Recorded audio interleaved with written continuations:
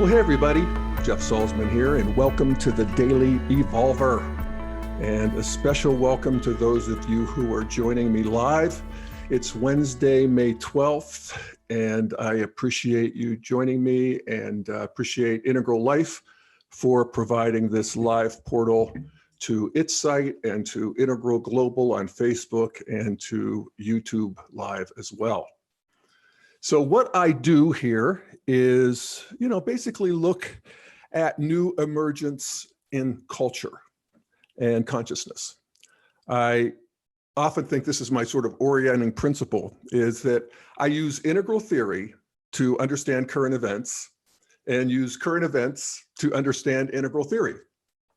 And so I just wanted to, look at a few stories that have hit my attention in the last week.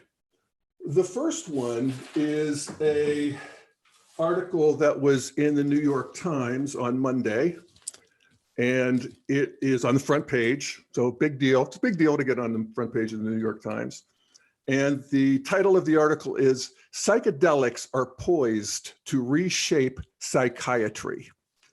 And they're talking about this new proliferation of the use of psychedelics with therapy in treating things like PTSD and depression and so forth. They wrote about the first phase 3 clinical study of ecstasy, which is MDMA, and they found that that drug, paired with counseling, brought marked relief to patients with severe PTSD, post-traumatic stress disorder. And this was just weeks after a New England Journal of Medicine study highlighted the benefits of treating depression with psilocybin, which is magic mushrooms, and how this excited scientists, psychotherapists, and entrepreneurs in the rapidly expanding field of psychedelic medicine. And it's a big, long article, and they talk about all the moves in culture and how Oregon has approved psychedelics, or at least magic mushrooms, for therapy. And Denver and other cities have officially decriminalized it, but that it is de facto decriminalized, at least federally, and that the Department of Justice has taken a hands-off approach.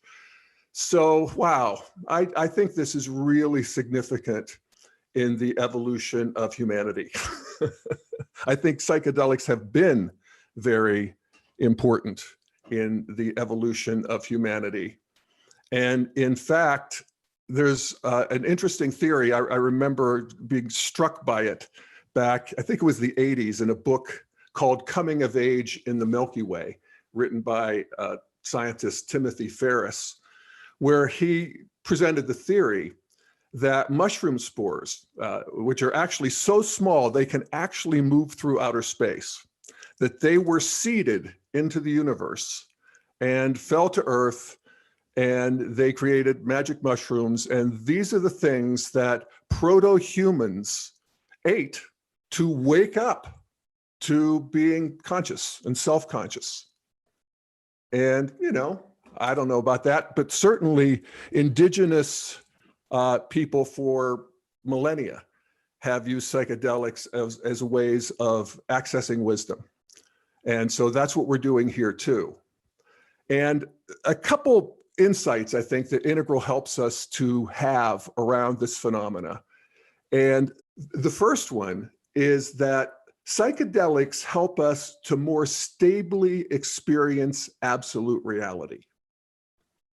And that's an important thing, because we live, this is a principle that is expounded on in virtually every religion. I don't know one that doesn't, that there's a world beyond our world of form, that there's an absolute reality as well as a relative reality, and that they are intertwined, but they are both online. And relative reality is the world of form. It's the world of time and space. It's the world we recognize, the world we live in, the world of being a subject in a world of objects. And even the quadrant map is, in aqua theory, is a map of relative reality. The interior quadrants are also part of time and space. That is thought and consciousness and culture. These are non-material, but they are form. They are non-material form. So they're still on the relative side of the street. Absolute reality, which is what psychedelics give us a stable, predictable access to. Absolute reality is the reality out of which or within which relative reality arises. And it is described as oneness or Godhead. It's often paradoxical. It's empty and full, emptiness and fullness. It's cessation of all things, as well as infinite creativity. You can't get there with words. You know, words and thought are limited to relative reality. But we can get there in our experience.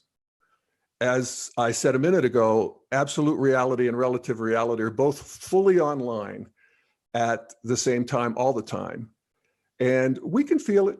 We have access to it. We have sparks, insights, sometimes the whole relative reality matrix sort of, we have a chasm, we have the veil lifts, and we can, feel into absolute reality and its qualities. And this is the religious view, and I think is that all humans until modernity bought into, is that this absolute reality is intelligent. There's a source of wisdom there. It's loving in the sense that we belong there, that it feels like home, that it is an ultimate relaxation, and that it is creative. And I guess the best word is it's aware. It's awareness itself. And it's the part of us that doesn't ever change. There's nothing can hurt it. It's eternal and infinite. And eternal, not in the sense of millions and millions of years and billions, but eternal in the sense of being outside of time. And infinite, not in the sense of bazillions and bazillions of miles, but infinite in the sense of beyond space. It's what space arises in. So, this is really, feeling into this is the essence of the spiritual path. And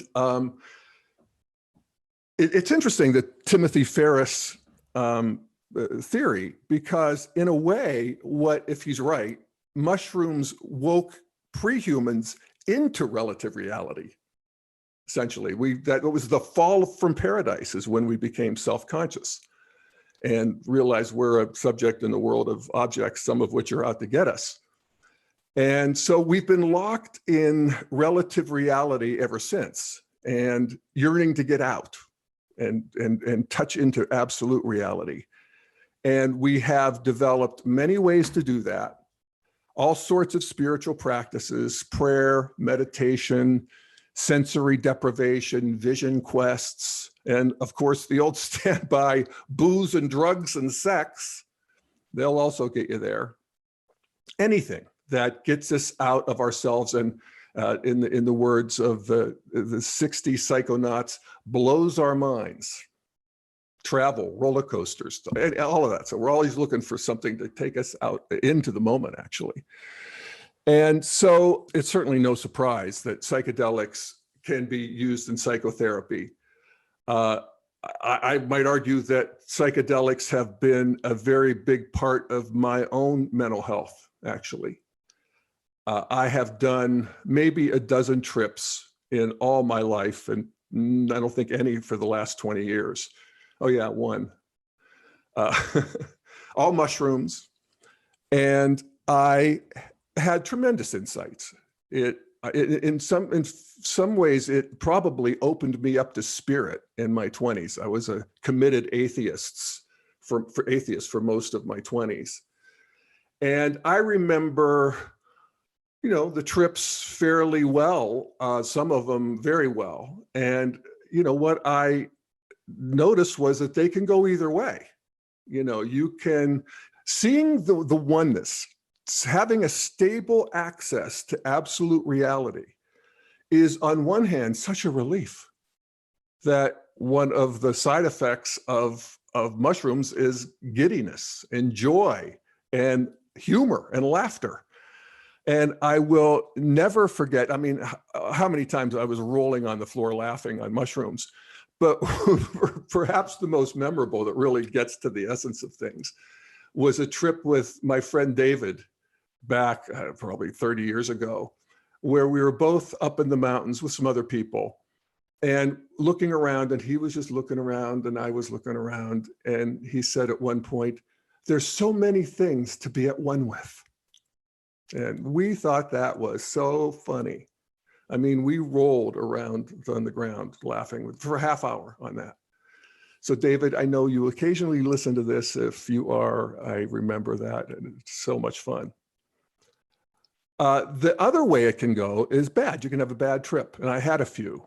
And this is where you see, this is another, aspect of joining absolute reality, that you see the suffering of people that we put on ourselves and the futility of the ego projects that we saddle ourselves with.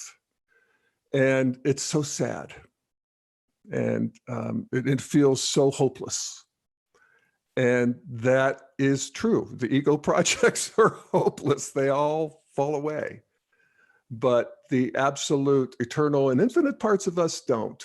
So if you see that, and you realize that that's like near-death experiences, people come back from them generally with less fear, because we have had a direct experience of the part of ourselves that doesn't die and that can't be hurt.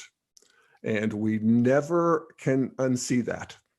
And I'm very, very grateful to that. So, this could be at the next stage of psychotherapy, as they pointed out in the article. The drugs we have now are they'll be seen as fairly brutal in the future. And this may be a whole new ballgame. So I would also recommend, if you're interested in this sort of thing, that you could check out my episode that I did with Steve McIntosh, who's quite a psychonaut. And it's called The Spiritual Adventure of Psychedelics. And it's on the Daily Evolver site. All right. Okay, so the second thing I wanted to talk about a bit, and I want to show a couple clips, is I've mentioned John McWhorter a few times, and I have presented him because he's an anti-racist. Okay, he's sort of the antithesis in this woke anti-racism thing that has been presented by Ibram X. Kendi. He's sort of their ideological opponents. And I would refer to him as a conservative because of that. And I have had many of you correct me on that. And I appreciate it, because he's not a conservative. In fact, he describes himself as a cranky liberal, a Democratic voter. And that sort of qualifies him. And this is why I've been interested in him anyway, because there's a proto-integral quality to that. Somebody who's fully steeped in green progressivism, but there's some part of it that is turning him off, that can't eat the whole meal anymore and wants something more, feels politically homeless is one of the ways he describes himself, and many more and more people do, and this is good news. So he was on Bill Maher last week, and the Bill Maher is Real Time with Bill Maher show on HBO. And Bill Maher is another one that's proto-integral, because he is also a cranky liberal who's not eating the whole liberal meal anymore. And so they had a really good discussion. And I want to play a couple parts from it, because I think there's some integral lessons. Why else would I do that, right? Okay. All right. So here he is talking about Ibram Kendi's book, How to Be an Anti-Racist, which is the Bible of woke currently, that and the white fragility stuff. So he talks about both, but here he's talking about Kendi. So for example, if you're going to read How to Be an Anti-Racist, that is not the general black view of things. That should be read, it's like the Bible. That book, if you must read it, should be read as literature rather than as scholarship. That's not general. And yet we're told that somehow we have to accept these sorts of things as the black view. And you'll see it on Twitter. A black person will write on Twitter, you have to listen to the black people who are the real black people, the black people who black people listen to. No, no. There is a great deal of diversity in the black community, and I can tell you it is not the default in the black community to think of ourselves as pathetic. All right, I love that. I thought that was really good. And I also have a critique. What I like is, it's a point that I've been making about woke and Kendi and all of that in general, is that if you look at it as being the Bible of a stage of development, then you can see that as the Bible in the Christian Bible, which brought on the traditional stage of development, the blue amber stage of development. There are esoteric truths and there's exoteric truths. The exoteric truths are, myth, basically. Fair enough. Myth has a place in the human psyche. And it was last week I critiqued Kendi's article in The Atlantic, where he talked about the police violence against blacks and how oppressive it is, and how he feels relieved when he gets home from driving somewhere and he's safe. And, if you look at the statistics, I trust that he's also relieved that he didn't get hit by an errant golf ball, because there's about as much chance of him being killed by the cops as getting hit by a golf ball. So there's, but the myth of it is not only true, but it accesses something that I talk about being the karmas of history, the othering of race, what still exists in the interior quadrants. We get rid of, we have anti-discrimination laws that gets rid of discrimination and all of the legal structures in the right-hand quadrants. That happened in the 60s, but there's still a change of heart that is in process. And actually it's happening pretty quickly. And this woke has probably been online, really, if you think of where it was with academia. I was in the graduate program 20 years ago, which was very woke. It's making great progress. And this is where I would disagree with McWhorter, is that, as he said, there's great diversity in the Black community. There are many people in the Black community that don't buy that. They find that to be a victim position, and all of the things, all the critiques that McWhorter has of anti-racism. But there are also a lot of people for whom it is very informing, and it really challenges them to look more deeply into other people and to see them beyond, race and skin color. So I would like to embrace both of those, and the people who feel both those ways. There's the so-called Martin Luther King stream and the Malcolm X stream in the Black community, and to understand that and hold all of it a little more inclusively. All right, so then he and Bill go on with their conversation, and they acknowledge that there is indeed racism and certainly social outcomes that need to be addressed in the American culture. And then McWhorter goes on to explain that. And he talks about his ideas of change and how change happens. It's easier to believe that change doesn't happen, and in a way more tempting and more fun because you have a reason to get angry, than to allow that change happen slowly and to watch it happen and to applaud. You're supposed to be happy that things change, but we're taught that the authentic Black position is to pretend that it never does. Right. Yeah. So I love that, because change is about evolution, and that's what seems pretty obvious to me. So, and this is where exoteric woke is dead wrong. The idea that it's worse now than it's ever been. Of course, they're going to indulge that in a minute here too. So I'll get to that, but I'm going to keep going. And he talks about the fruits of some of the change here in this next clip. In the 70s and 80s, Thinking America and Beyond learns that to be a racist is a terrible thing. And so everybody thinks that to be a racist is almost as bad as being a pedophile. In itself, that's great. Most people, talk about not knowing history, don't understand that that's unprecedented in the whole 300,000-year history of the species, that a society would come to that realization. Yay! Yay, evolution. So yeah, I really like that point. And then they get into what is the, actually I was going to say they get into what is the value of woke. They don't. They actually don't.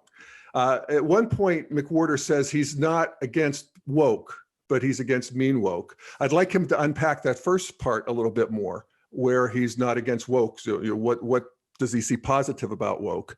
But mean woke for sure. There's a totalitarian dimension to it. There's a totalitarian dimension to every stage of development, to every worldview.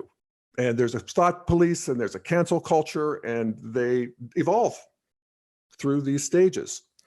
So he describes that here now. And then Bill gets into how things are worse than ever. So let me indulge them one more time here.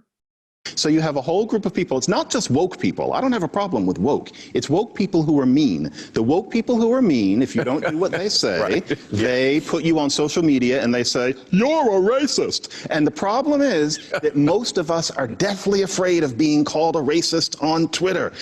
All right. So here's Bill now talking about how it was better 10 or 20 years ago. 10 years ago, 20 years ago, I feel like the race relationships were better because people were, first of all, they were intermarrying more, mixing more. Those taboos went away, joking with each other more. How do people bond?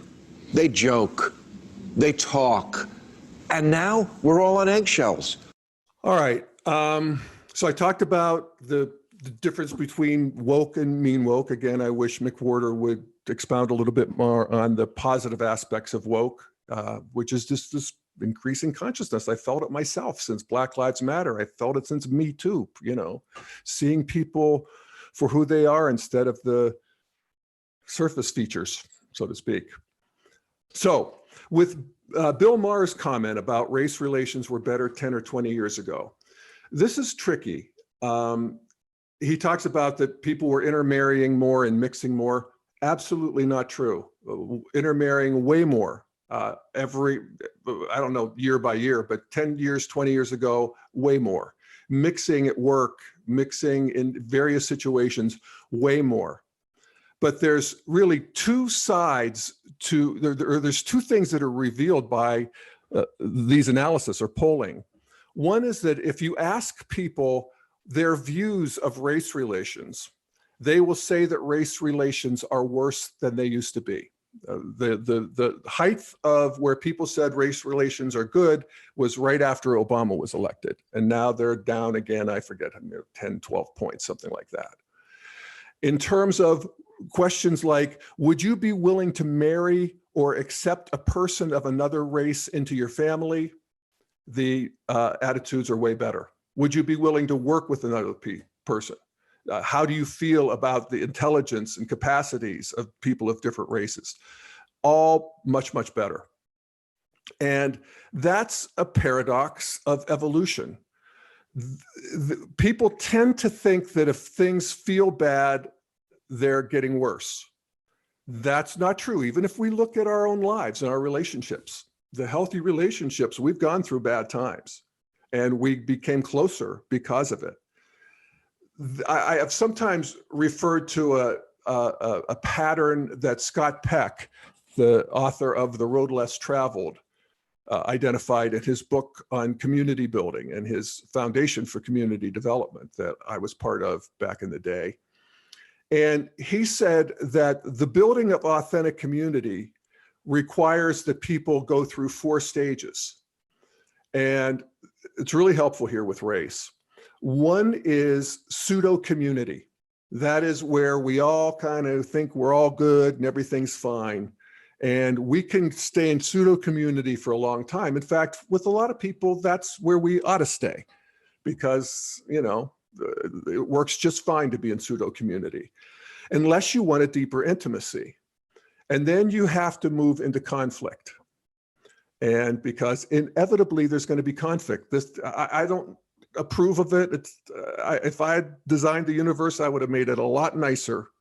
But God decided to make it so that we fight our way forward. We friend our way forward too, but we fight our way forward. That's just part of the deal. So the second stage is conflict. That's when the pseudo community breaks down.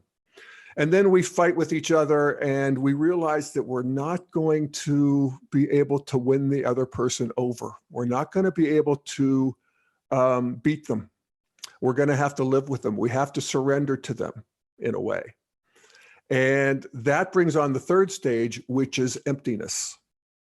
And this is when you abandon all hope, and it feels like I can't do anything to make this work. And so we have emptiness, which is actually a clearing away. This is a spiritual desert. There's actually a point in it. And then arising out of that is a new stage of development, a new stage of we space, and he calls it authentic community. So pseudo community, conflict, emptiness, and authentic community. And when Bill Maher talks about we used to be able to joke with each other, yes, and if push came to shove, you needed to either back off, if some of the conflicts inevitably that come up between people of different races, between people of different anythings, difference and sameness or polarity. Difference is really important in evolution. So you can stay in a very, like I said, fun and rich pseudo community. But to get to authentic community, you need to go through the conflict and the emptiness. And I think that they're missing that, or Bill is at least. So yeah, actually there is one other thing I would mention quickly, and that is that I was invited to a new social media platform called Clubhouse, and it's interesting. It's a platform where you use your phone, and it's all audio. And you go to these various, basically conferences where there are people on stage and there are people in the audience. And you can get on stage and you can get back to the audience, and there's a whole protocol around it. But you listen to people and you can engage, ask questions, you can bring your point of view up, but they're moderated. Conversations about all sorts of things. It's like Reddit, only audio. And there's an immediacy to it. There's an extra transmission because people are actually showing up and talking. You can see their little icons or their pictures. And in the last week, I spent a good bit of time just wandering around these various conversations. There's hundreds, if not thousands of them. It's growing very, very fast. And there's going to be a Twitter version. And this is the next social media. And I can see why. And what it does, the one that I was on yesterday was about what was going on with Israel in Palestine and the bombing and the whole story of it. And I don't really understand it deeply. I read articles about it and I hear this pundit and that pundit. But I have to say, it was far more informative. I don't know if it was more informative, but it was a different kind of informative. To hear people who were, living in Israel, who were living in Palestine, who were the professor of this, who had this NGO. These are people who are in the mix and they are fighting it out with each other. And I would say that the room was moderated passably. I'd give it a B, but and it could be moderated better. I was in some rooms that were very, very well moderated, but even, passable moderation was really interesting and really good because these people fought. There's the one defending the Muslims. There's the one defending the Jews. There's, but intelligently, because they have to fight fair. And that is key. So I'm interested in that. I just wanted to point that out. And I think that's a new emergent too. I see the downsides of social media, and I think social media has to clean up its act, and it's going to be different in the future as that act is cleaned up because there's too many cesspools. I get that. But, we're even working that out. And this Clubhouse, we'll see how it develops, but it was very promising. And I find myself reaching for my phone and, what is it to be ugly? Is the nuclear family a function of white supremacy? And this is moderated by this Black guy in the UK, and there's Africans, and there's Americans, and there's people all over the world who are opining on this. And in a way, it's like, oh my God, what a cacophony. And are we ever going to be able to get it together? It's actually, there's so much conflict that I want to move right into emptiness. It's like, I give up, But I also see the fruit of it, because these people are being tested and they're being argued with. And, I remember growing up, nobody argued. Everybody argued, but not about this kind of thing. Everybody agreed in terms of ideology growing up, but not anymore. And it's really, I think, fruitful to be, I often say that, when we fight and friend our way forward, that if we look at the evolution of humanity, we fought this is another integral map, but we fought in the physical level for most of history.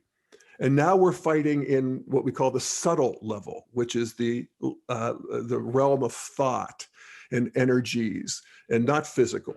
There's some happening there, but for the most part, our fighting is happening around ideologies. And that's progress, because it's a lot less bloody, unless you count psychic blood, and there's plenty of that. All right. I think we're good for now. It's always a pleasure to share what I'm thinking, and love hearing back from you. You can write me at jeff@dailyevolver.com. You can go to dailyevolver.com and hit the contact tab, and you'll see a little orange button where you can leave me a voicemail, or you can send me a voicemail by email. I love hearing from you, and often use your comments in episodes. So check in. All right, I think that's all for now. And so thank you for joining me. Jeff Salzman here, and we'll see you next week at the same time and same place. Bye, folks.